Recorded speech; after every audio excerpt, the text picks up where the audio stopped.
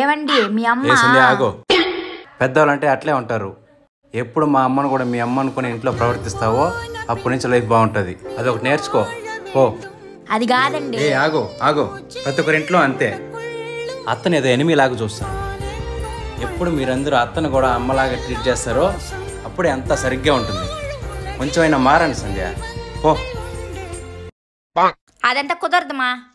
ఎప్పుడు చూసినా గై గై నరస్తానే ఉంటావు. మరీ చాదస్తం ఎక్కువైపోతుంది నీకు. ఇంకెప్పుడు మాకు ఫోనే చేయొద్దు. ముందు ఫోన్ పెట్టేయమా. ఏమైంది సంధ్య, మీ అమ్మ అట్లా తిడుతున్నావు? మా అమ్మ కాదు, మీ అమ్మే. నువ్వే కదా మీ అమ్మని మా అమ్మలాగా చూసుకోమన్నావా?